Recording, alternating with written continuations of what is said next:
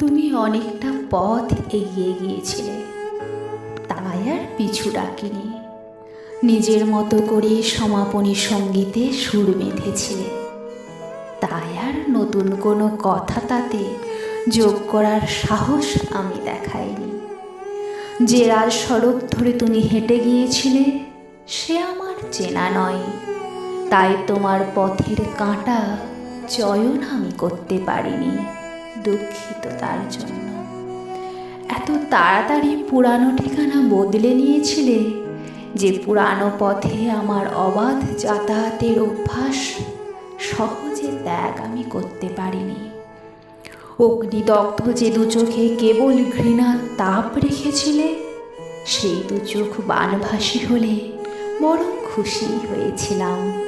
অহেতুক সান্ত্বনা দেওয়ার কথা ভাবিনি।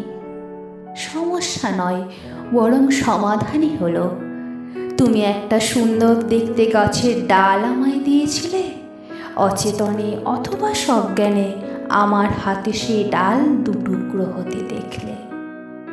মাটিতে আবার দুঃখের সাথে সেই দুটুকরো ডাল লাগিয়ে দিলে। এমন হবে কখনো আমিও ভাবতে পারিনি।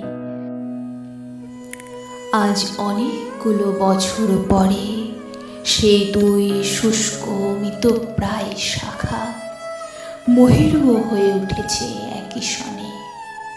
আমার হাতে নষ্ট হওয়া সেই গাছ পচন এসেছিল যার শিকড় প্রাঙ্গণে, শক্ত মাটি পেয়ে আজ পাশাপাশি নিজেদের মতো করে বাঁচে দুজনে।